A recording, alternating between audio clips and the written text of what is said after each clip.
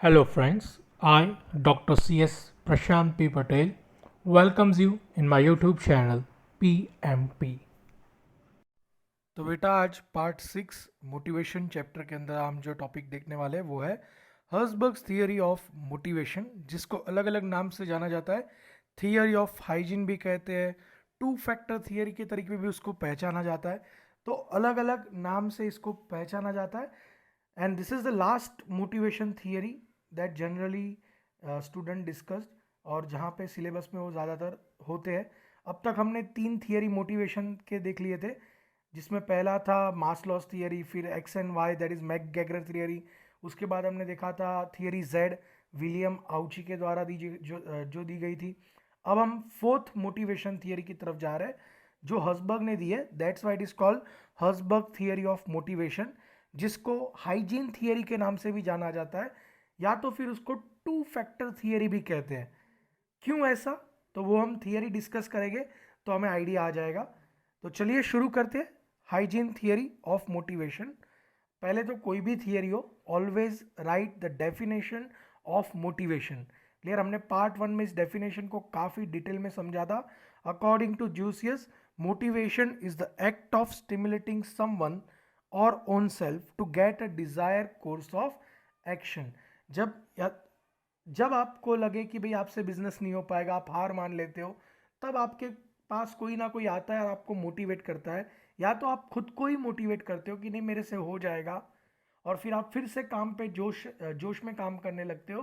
That is what motivation. जब आपको प्रोत्साहन मिलता है तो आप काम करना शुरू कर देते हो, और जब आप काम करना शुरू कर देते हो तो वो गोल आपके जो सारे सपने हैं वो अचीव हो जाते हैं। And that is what motivation is. ये पूरी जो प्रोसेस है, ये जो पूरी एक्टिविटी है, वो कुछ और नहीं, लेकिन हम उसे क्या कहते हैं, मोटिवेशन। ये मैंने आपको शॉर्ट में समझा दिया। अब मेन आंसर की तरफ आते हैं कि भाई ये हाइजीन थियरी जो है, हर्सबर्ग की जो थियरी है, उसको टू फैक्टर थियरी क्यों कहते हैं? क्योंकि हर्सबर्ग के हिसाब से आप कोई भी एम्प्लॉय को दो तरीके से मोटिवेट कर सकते हो। उसने थियरी को दो पार्ट में डिवाइड किया है। तो उसने जो दो पार्ट है उसको नाम दिया है फैक्टर, फैक्टर ऑफ मोटिवेशन। और उसके अंदर दो कैटेगरी है, एक है हाइजीन फैक्टर और दूसरा है motivation factor. According to Herzberg, आप किसी भी एम्प्लॉय को दो तरीके से मोटिवेट कर सकते हो, with the help of hygiene factors and with the help of motivation factor. आप कोई भी फैक्टर यूज करिए, अपने एम्प्लॉय के पास काम निकलवाइए। जो आलसी हो चुका है उसको फिर से मोटिवेट करिए, और मोटिवेट करने के लिए आपके पास दो तरीके हैं, हाइजीन फैक्टर और motivation factor. And that's why it is called two factor theory, या तो फिर इसको हाइजीन थियरी के नाम से भी जाना जाता है। तो चलिए अब ये दो फैक्टर में कौन सी चीज़ें इन्वॉल्व होती है वो हम देख लेते हैं। तो सबसे पहला हाइजीन फैक्टर समझते हैं कि हाइजीन फैक्टर कौन से, जिसमें सबसे पहले कंपनी पॉलिसी एंड एडमिनिस्ट्रेशन। देखिए, मैंने जैसे कि आपको स्टार्टिंग में भी कहा था, जब आप जॉब पे पहली बार लगते हो ना, तो आपके मन में ऐसा नहीं होता है मैं कामचोर बनूंगा, मैं काम नहीं करूंगा। आपको ऐसा ही होता है मैं अपना बेस्ट दूंगा, कंपनी मेरे से काफ़ी खुश होगी। ये हमारा हर किसी का पहला स्टेज होता है। जब हम किसी भी कंपनी को ज्वाइन करते हैं हम काफ़ी ज़्यादा जोश में होते हैं, लेकिन जैसे जैसे हम पुराने होते जाते हैं हम नॉर्मली काम करना बंद कर देते हैं। क्यों ऐसा, क्यों हम डीमोटिवेट हो जाते हैं? Because of policy of the company. Company की पॉलिसीज ठीक नहीं होती, बहुत ज़्यादा स्ट्रिक्ट होती है। आपके वेज कट हो जाते हैं पॉलिसी की वजह से, या आपकी छुट्टियां कट हो जाती है। बहुत स्ट्रिक्ट पॉलिसीज कंपनी अडॉप्ट करती है, ये नहीं करने का, वो नहीं करने का, ब्रेक नहीं लेने का, लंच ब्रेक नहीं लेने का, टी ब्रेक नहीं लेने का, अगर ले रहे हो तो बहुत छोटा ब्रेक लेने का। बहुत सारे रिस्ट्रिक्शंस है आपकी कंपनी के अंदर, और ये रिस्ट्रिक्शंस की वजह से भी कुछ लोग क्या होते हैं, कंपनी से बोर हो जाते हैं और काम करना बंद कर देते हैं। तो अकॉर्डिंग टू हर्सबर्ग, आपकी कंपनी की पॉलिसीज ज़्यादा स्ट्रिक्ट मत रखो। ऐसा भी नहीं कि एकदम लिबरल कर दो, लेकिन एटलीस्ट जो चीज़ आप अवॉइड की जा सकती है उसको अवॉइड कर दो ना। उसके लिए स्ट्रिक्टनेस लाने की ज़रूरत नहीं है। क्लियर, पॉलिसीज ऐसी फ्रेम करो कि वो एम्प्लॉयर को भी बेनिफिशियल हो और एम्प्लॉय को भी बेनिफिशियल हो। सिर्फ आप अपना स्वार्थ देख के स्ट्रिक्ट पॉलिसीज मत बनाओ, अपने कर्मचारियों के बारे में भी सोचो, अपने एम्प्लॉयज़ के बारे में भी सोचो, ऐसी पॉलिसी बनाओ तो आपके एम्प्लॉय जो है, आपके जो कर्मचारी है, वो फिर से मोटिवेट हो जाएंगे अगर आप अच्छी पॉलिसी फ्रेम करोगे तो। Second one is technical supervision. अब कभी कभी कंपनी में कैसा होता है पता है, जो सुपरवाइजर होता है वो कंटिन्यूसली कैमरे में देखता रहता है कौन क्या कर रहा है, कौन क्या कर रहा है। अरे ऐसे देखेगा तो सामने वाले को गुस्सा आएगा। आप देखना बहुत सारी कंपनी में ऐसे लोग होते हैं जो पूरा दिन कैमरे के सामने बैठे रहेंगे, जो सुपरवाइजर होते हैं, और देखते हैं कोई काम चोरी तो नहीं कर रहा है। अरे भाई तू वॉचमैन है क्या, उसको कंटिन्यूसली देखे जा रहा है। फिर वो सामने वाले को भी गुस्सा आएगा, फिर वो ऐसी हरकतें करेगा जो आपको पसंद नहीं आएगी। सिंपल सी चीज़ है, वो काम करना बंद कर देगा। जा देख ले, कैमरे में देखना है कैमरे में देख, खुद आके देखना है तो खुद आके देख, मैं काम नहीं करने वाला। अरे भाई आप कंटिन्यूसली उसके ऊपर वॉच रखोगे, वो किसी को पसंद नहीं आता। आप सुपरविजन करो लेकिन कांस्टेंट नहीं, टेक्निकल सुपरविजन करो जो अच्छे से होना चाहिए। क्लियर? तो वो एक चीज़ पे आप ध्यान रखिए। तो अगर आप टेक्निकल सुपरविजन करोगे तो वो जो डीमोटिवेटेड एम्प्लॉयज़ है वो फिर से मोटिवेट हो जाएंगे और काम करना शुरू कर देंगे। The next one is interpersonal relations with supervisors. एक चीज़ याद रखने की, आपके रिलेशन आपके टॉप वाले से अच्छे होने चाहिए। क्यों? मतलब समझो कि आप कहीं पे काम कर रहे हो, आपका जो बॉस है उसका भी कोई बॉस होगा, बराबर, और आपका भी कोई ना कोई जूनियर होगा। तो आप जिस पोजीशन पे हो, आपके ऊपर जो बॉस है जिसके पास से आप ऑर्डर लेते हो, उन लोगों के लिए, उन लोगों के बीच में अच्छे रिलेशन होने चाहिए। अंदर अंदर लड़ाई नहीं होनी चाहिए। अगर आपको दिख रहा है वहां से, आप टॉप लेवल पे बैठे हो, आपको दिख रहा है कि एक एम्प्लॉय अपने बॉस से खुश नहीं है, तो आप वो रिलेशन खुद ठीक करिए ना, क्योंकि उनको लाइफ टाइम साथ में काम करना है। और यही रीज़न है लोग अंदर अंदर लड़ते हैं और फिर दोनों ही जन काम करना बंद कर देते हैं, और उससे अल्टीमेटली लॉस किसको होता है? कंपनी को हो रहा है। तो ऐसा मत होने दीजिए। अगर आपके यहाँ पे सुपरवाइजर के साथ रिलेशन खराब हुए किसी के, तो रिलेशन ठीक करवाइए, वरना उसकी इम्पैक्ट आपके मोटिवेशन फैक्टर पे आएगी, मतलब वो डीमोटिवेट हो जाएगा। तो उसे हमें डीमोटिवेट कर किए हुए पर्सन को फिर से मोटिवेट करना है, तो वो रिलेशन को स्ट्रॉन्ग करके किया जा सकता है। Next one is interpersonal relation with colleague. जरूरी नहीं है वो अपने बॉस के साथ ही लड़े, वो अपने साथ सेम पोजीशन पे जो काम कर रहा है उसके साथ भी तो लड़ सकता है। और जब वो लड़ाई होगी तो दोनों का मूड खराब होगा और दोनों ही काम करना बंद कर देंगे। तो ऐसा नहीं होना चाहिए, उसके ऊपर भी आप ध्यान रखो। ये छोटी छोटी चीज़ों पे आप ध्यान रखोगे ना, तो आपके एम्प्लॉय मोटिवेटेड हमेशा रहेंगे। ऐसा हसबग का मानना है कि इन चीज़ों पे फोकस करिए। ये छोटी छोटी चीज़ें ही अपने कर्मचारियों को कामचोर बना देती है, डीमोटिवेट कर देती है। तो हमें उनको फिर से प्रोत्साहित करना है और फिर से मोटिवेट करना है। और भी बहुत सारे पॉइंट है, जैसे कि वर्किंग कंडीशन।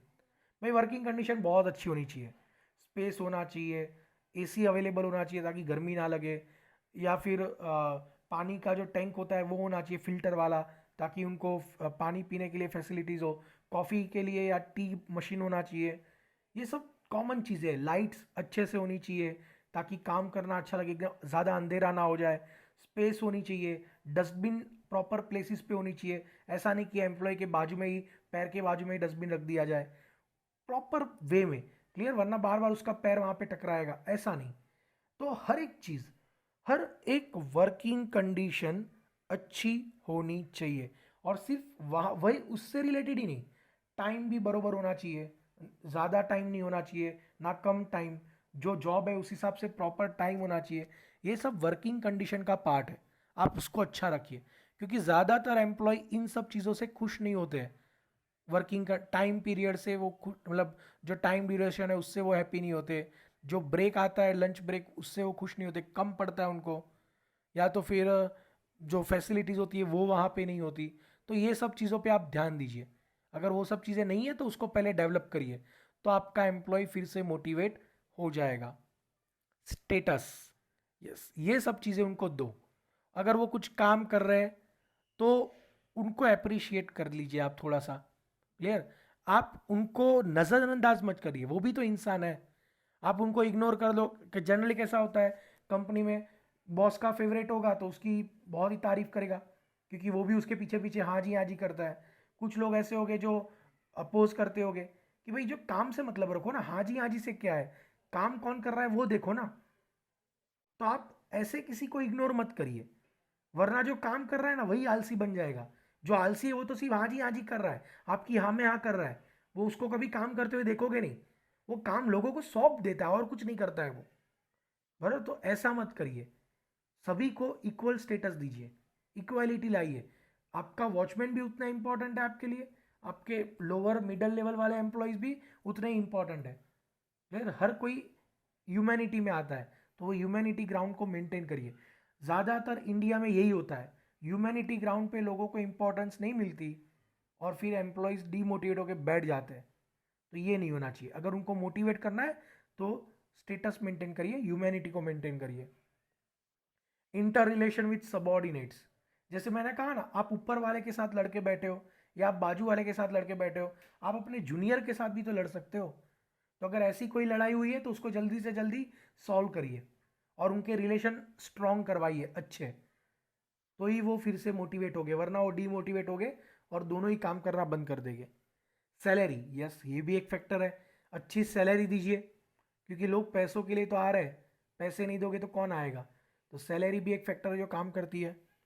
जॉब सिक्योरिटी, भाई उसको परमानेंट जॉब दीजिए, हर साल आप कॉन्ट्रैक्ट पे उसको रिन्यू करते हो, क्या गारंटी कल उठ के निकाल दोगे? तो परमानेंट जॉब ऑफर करिए, उसकी सिक्योरिटी लाई कि भाई हम तुझे आने वाले 50 साल तक या 40 साल तक तो नहीं जाने देंगे, तू जाए तो बात अलग है लेकिन हम तुझे नहीं छोड़ेंगे। Job security is always required. ये सब चीज़ें ना एम्प्लॉय को मोटिवेट करती है काम करने के लिए।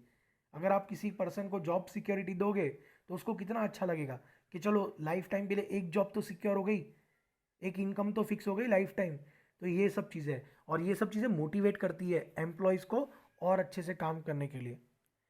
पर्सनल लाइफ, अगर किसी एम्प्लॉय के लाइफ में पर्सनल इश्यूज है, अगर हो सकता है कंपनी की तरफ से वो प्रॉब्लम सॉल्व हो सकते हैं तो वो करवाइए। जैसे कि समझो कि आपके यहाँ पे कोई मजदूर है जिसके घर में कोई फंक्शन है, बेटी की शादी है, ऐसा कुछ है, अब उसके पास उतने पैसे तो होंगे नहीं, तो कंपनी को ऐसे टाइम पे फंडिंग प्रोवाइड करनी चाहिए। या कोई आपका एम्प्लॉय ऐसा है जिसके पेरेंट्स एजेड है, उनके यहाँ पे बहुत सारे खर्चे हैं और मेडिकल एक्सपेंसेस है, तो कंपनी उनको मेडिकल एक्सपेंस दे। ये सब पर्सनल प्रॉब्लम उनके सॉल्व करिए। कहीं ना कहीं वो एम्प्लॉय को वफादार बनाता है और मोटिवेट करता है क्लियर कंपनी की तरफ। तो ये सब फैक्टर पे आप फोकस करिए। और ये सारे फैक्टर कैसे हैं? हाइजीन फैक्टर है। ये मेरा मानना नहीं है, ये हसबग ने लिखा है कि मेरे हिसाब से ये सारे हाइजीन फैक्टर है। अगर आप इतना करोगे तो एम्प्लॉय मोटिवेट होगा और काम करने लगेगा। तो these all are the hygiene factors of motivation. आप ऐसे भी किसी को मोटिवेट कर सकते हो। उसने कहा अगर आप ऐसा नहीं करना चाहते तो और भी तरीके हैं, and that is second factor, motivation factor. जैसे कि उसने कहा थियरी को मैंने दो पार्ट में डिवाइड किया है, हाइजीन फैक्टर, मोटिवेशन फैक्टर। आपको जो फैक्टर यूज करना है वो करिए, आपको जिस तरीके से किसी को मोटिवेट करना है करिए, बस मोटिवेट होना जरूरी है। अब देखते हैं मोटिवेशन फैक्टर कौन से है। तो पहला है अचीवमेंट। अगर कोई एम्प्लॉय समझिए कि आप कोई भी कहीं पे भी जॉब करता है तो साथ में पढ़ाई भी करता होता है, क्लियर? उसने कोई डिग्री अचीव की है, पढ़ाई कभी कोई छोड़ता नहीं। अगर जिसको पढ़ाई का कीड़ा हो कि नहीं मुझे तो बहुत सारी डिग्री जमा करनी है, मैं जॉब तो करूंगा लेकिन पढ़ाई कभी नहीं छोड़ूंगा, ऐसे लोग भी होते हैं। तो उनकी अचीवमेंट्स को आप अच्छे से अप्रिशिएट करिए, ये कहीं ना कहीं उनको मोटिवेट करता है। क्या बात है यार, कंपनी ने मेरी अचीवमेंट पे मुझे अप्रिशिएट किया, बहुत अच्छा लगा। तो ऐसा कुछ करिए।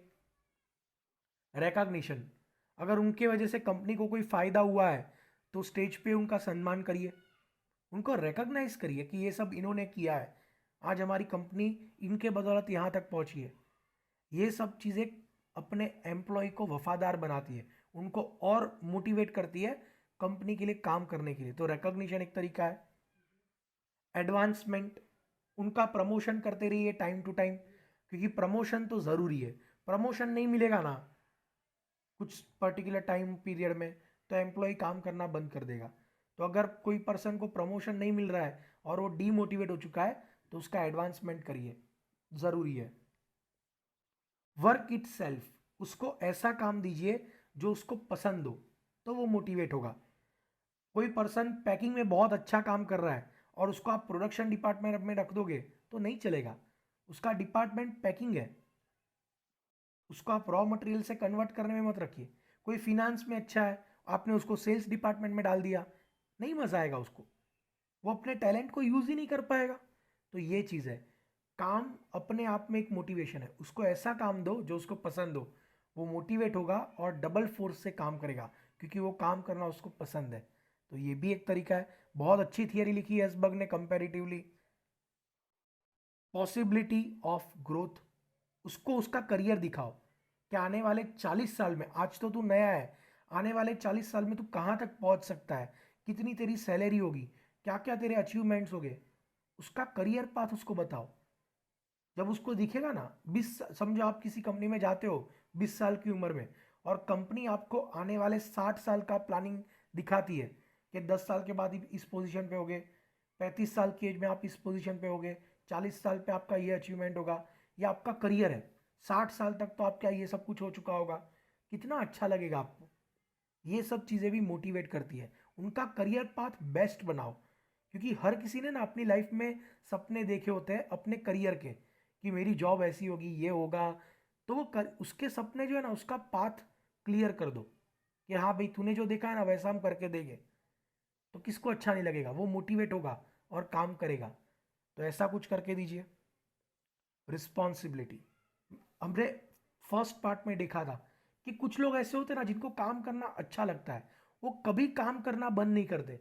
उनको काम नहीं दोगे ना तो काम ढूंढ के काम करेंगे। उनको अंदर से ही ऐसा होता है, उनकी बॉडी कभी बैठ नहीं पाती एक जगह पे। वो सेल्फ मोटिवेटेड लोग होते हैं। तो ऐसे लोगों को और काम दीजिए, क्योंकि उनको मज़ा आ रहा है। जैसे आपके घर में मम्मी होती है, उनको एक काम दोगे, वो सुबह 7 बजे उठ के करेंगे। दो काम दोगे, सुबह 6 बजे उठ जाएंगे। गेस्ट आने वाले, सुबह 5 बजे से उठ के तैयारी करने लगते हैं। उनको जितना काम देते हो ना, वो और ज़्यादा जोश में काम करते हैं। तो कुछ एम्प्लॉयज़ कंपनी में ऐसे भी होते हैं, हर कोई ऐसा नहीं होता। 1000 में से एक एम्प्लॉय ऐसा होगा जिसको काम करना और अच्छा लगता है। तो ऐसे लोगों को आप रिस्पॉन्सिबिलिटी देके मोटिवेट करिए, वो हो जाएंगे मोटिवेट। तो ये भी एक तरीका है।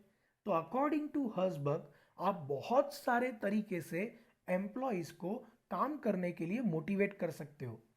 और उसने उस सारे फैक्टर्स को, वो सारे पॉइंट को दो फैक्टर में डिवाइड किया है, हाइजीन फैक्टर और motivation factor. That's why this theory is called two factor theory, या तो हाइजीन थियरी, क्योंकि उसका पहले फैक्टर का नाम हाइजीन था, that's why it is called hygiene theory, या तो हर्सबर्ग थियरी ऑफ मोटिवेशन, क्योंकि हर्सबर्ग ने ये थियरी लिखी थी। तो चलो, थियरी तो हम समझ गए काफ़ी अच्छे से, लेकिन जैसे कि सभी थियरी को लोगों ने क्रिटिसाइज किया था कि इसमें कुछ ना कुछ लूप होल्स है, तो वैसे इस थियरी को भी लोगों ने क्रिटिसाइज किया है, इसके भी लिमिटेशंस है। जैसे कि limitation number 1, attitude of management. आपने बोल तो दिया कि ये कर दो, वो कर दो, एम्प्लॉय मोटिवेट हो जाएगा, लेकिन कंपनी का मैनेजमेंट देने को तैयार ही नहीं है वो सब चीज़ें। आपने बोला उसका प्रमोशन कर दो, लेकिन मैनेजमेंट देने को ही तैयार नहीं है, क्योंकि प्रमोशन दोगे तो सैलरी भी बढ़ेगी। तो ये चीज़ है, आप तो मोटिवेट करना चाहते हो, लेकिन कंपनी का जो मैनेजमेंट है वो 1 रुपया खर्चना नहीं चाहता है, तो फिर क्या करोगे। अब उसने पैसा पकड़ के रखा है, वो छोड़ना ही नहीं चाहता है। तो ऐसे टाइम पे ये थियरी काम आती नहीं। और इंडिया में ज़्यादातर लोग ऐसे हैं, कंपनी के जो मैनेजमेंट है, जो पैसों को हैंडल करते हैं, वो इतने बड़े कंजूस है कि अपने कर्मचारी को पगार देना ही नहीं चाहते हो, वो सारा पैसा अपने साथ लेके जाना चाहते हैं। तो ये थियरी इंडिया में काम आने जैसी नहीं है, क्योंकि इंडिया में मैनेजमेंट के एटीट्यूड थोड़े अलग है। आप फॉरेन में बैठ के लिख रहे हो क्योंकि वहाँ के लोग थोड़े ऑनेस्ट है, इंडिया में करप्टेड लोग ज़्यादा है, and this is the fact. Policy of the organisation, आपने बोला अच्छी पॉलिसी बनाओ, लिबरल पॉलिसी बनाओ, लेकिन नहीं है ना ऐसा कंपनी के अंदर। इंडियन पॉलिसीज हमेशा स्ट्रिक्ट रहती है कर्मचारियों के लिए, तो ये इंडिया में पॉसिबल नहीं है। क्लियर, इंडिया नहीं, एशियन कंट्रीज में तो पॉसिबल है ही नहीं मेजॉरिटी जगह पे। Company fail to satisfy employ needs. चलिए, कुछ कंपनी ऐसी भी है, ऐसा नहीं कि सारी इंडियन कंपनी ऐसी, कुछ कंपनी ऐसी है जो सच में कर लेती है जो हसबग ने बोला है वैसा, लेकिन हमारे कर्मचारी भी उतने अच्छे नहीं है, दूध के धुले हुए, वो भी डेढ़ शाणे हैं। जितना मैनेजमेंट पक्का है उतने ये लोग भी पक्के हैं, अपनी नीड पूरी करवा लेते हैं, लेकिन मोटिवेट तो नहीं होते। काम तो मैं नहीं करूँगा, मुझे सारी फैसिलिटी चाहिए, काम मैं नहीं करूँगा, मुझे बैठे बैठे पगार चाहिए। तो ऐसे लोग भी है कुछ। तो फिर तो हमारे यहाँ पे दोनों ही जगह गलत है, एम्प्लॉयर भी गलत है, एम्प्लॉय भी गलत है। तो ये थियरी फिर से फ्लॉप हो जाती है। Less authority and more responsibility. आपने कहा ना कि रिस्पॉन्सिबिलिटी दो, काम करेगा, पर ऑथोरिटी भी देनी चाहिए, पावर भी देनी चाहिए, सिर्फ रिस्पॉन्सिबिलिटी मत दो। मैंने कहा ना, कुछ लोगों को काम करना बहुत अच्छा लगता है, उनको देते रहिए काम, लेकिन उनको पावर भी दीजिए। पावर सारे उनके हाथ में ही होने चाहिए फिर, तो ही वो काम कर पाएंगे। तो ये चीज़ है, आप सिर्फ रिस्पॉन्सिबिलिटी दोगे तो ये थियरी काम करने वाली नहीं है। और इंडिया में यही होता है, काम करने वाले को काम दिया जाता है, दिया जाता है, दिया जाता है, वो बेचारा मर जाता है काम करते करते, लेकिन उसके पास डिसीजन का कोई पावर नहीं होता, तो अथॉरिटी नहीं होती। आर्टिफिशियल थियरी, लोगों ने ये कह के क्रिटिसाइज किया कि जैसे सबने लिखा है वैसे तूने भी लिखा है, इसमें नया क्या है, इंसान ने लिखा है, तू जो बोल रहा है वैसा ज़रूरी नहीं है हो जाए, गलत भी तो हो सकता है। कल उठ के मैं भी एक थियरी लिख दूंगा, प्रशांत थियरी ऑफ मोटिवेशन, हो सकता है। और बहुत सारी मोटिवेशंस की थियरी लिखी गई है, ये तो चार पांच कुछ फेमस हो गई, क्लियर। तो ज़रूरी नहीं है तेरी थियरी हर जगह काम करे, ऐसा लोगों का कहना है।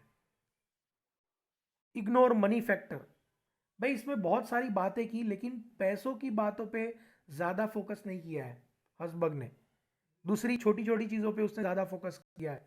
मनी फैक्टर को कहीं ना कहीं साइड में रखा गया है हाइजीन थियरी में से, लेकिन पैसा ही सबसे ज़्यादा मोटिवेशन प्रोवाइड करता है, तो कहीं ना कहीं मनी फैक्टर को इग्नोर किया गया है इस थियरी के अंदर, ऐसा लोगों का कहना है। तो बहुत सारे लोगों ने इस थियरी के कुछ ना कुछ लूप होल्स निकाले, कुछ ना कुछ क्रिटिसिजम्स निकाले हैं, क्लियर। तो आपको ये थियरी पूरी अच्छे से समझ में आ गई होगी। अगेन एमसीक्यू जिनके है वो तो लास्ट में वीडियो आएगी। अगर आपकी एग्जाम डिस्क्रिप्टिव होने वाली है तो 13 मार्क्स में ये थियरी पूछी जाती है, तो कम से कम आपको 6 पेज लिखने पड़ेंगे। तो सबसे पहले पेज पे तो आपको क्या करना है, मोटिवेशन की डेफिनेशन लिख दीजिए, फिर वो डायग्राम ड्रॉ कर दीजिए, चार्ट जो था कि फैक्टर दो होते हैं, हाइजीन और मोटिवेशन। फिर उसके नीचे सारे पॉइंट लिख दीजिए कि हाइजीन इतने हैं, मोटिवेशन इतने हैं, सारे पॉइंट लिख दीजिए जितने भी है, 12-13 हाइजीन फैक्टर है और 6-7 मोटिवेशन फैक्टर है। आपका एक पेज हो गया, डेफिनेशन प्लस डायग्राम। फिर दूसरे पेज से आप सभी फैक्टर के बारे में 4-4 5-5 लाइन लिख दीजिए। इतना आप करोगे टोटल 17 पॉइंट हो जाएंगे, 15 से 17 पॉइंट, सभी के बारे में 4-4 लाइन लिखोगे तो भी आपके 3.5-4 पेज का आंसर हो जाएगा। फिर आप एक बॉक्स बनाइए, criticism of the theory, point लिख दीजिए, फिर वही पॉइंट को सभी को आप 5-5 6-6 लाइन में एक्सप्लेन कर दीजिए। आपका आंसर आराम से 6-7 पेज का हो जाएगा, और 13 मार्क में इतना इनफ है अगर आपकी डिस्क्रिप्टिव एग्जाम है तो आई होप सो बेटा ये वीडियो आपको समझ में आया होगा। अगर वीडियो पसंद आया हो तो चैनल को सब्सक्राइब ज़रूर करिएगा, और हो सके उतना वीडियो को शेयर करिएगा। Thank you so much.